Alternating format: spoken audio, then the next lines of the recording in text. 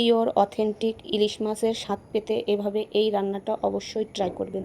আসসালামু আলাইকুম, food with শারমিনে সবাইকে স্বাগতম। আজকে আমি পিওর অথেন্টিক ইলিশের স্বাদ যেভাবে পাবেন সেই রকম একটা রেসিপি নিয়ে হাজির হলাম।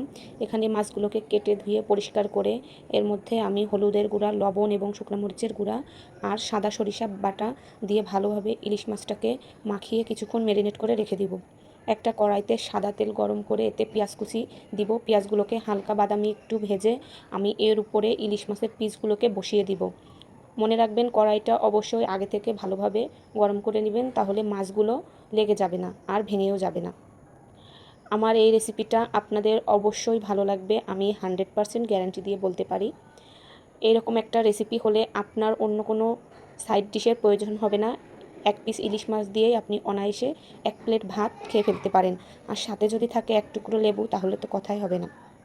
এখানে মাছগুলোকে আমি উল্টিয়ে দিব। এক পাশ হালকা ভাজা হলে অন্য পাশ উল্টিয়ে দিব এবং যেই পাত্রে আমি মাছগুলোকে ম্যারিনেট করে রেখেছিলাম সেই পাত্রে হালকা অল্প পরিমাণ পানি দিয়ে আমি মাছগুলোর মধ্যে দিয়ে দিব। ইলিশ মাছ যেহেতু বেশি জাল লাগে না, অল্প জাল বা অল্প তাপে ইলিশ মাছ রান্না হয়ে যায়, এই জন্য আমি অল্প পরিমাণ পানি দিয়ে মাছটাকে একটু ঢেকে দিব।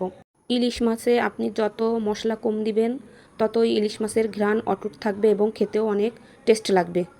সেই দিন একটা পোস্ট করলাম, পোস্টে লেখা ছিল, নিজেকে কখনো অন্যের চোখে মাপবেন না, কারণ আজকে সে আপনার প্রশংসা করবে, কাল আপনার বদনাম করবে। তাই অন্যের চোখে নয়, নিজের বিবেকের চোখে ভালো থাকুন। কথাটা নিজের জীবনের সাথে মিলিয়ে দেখলাম।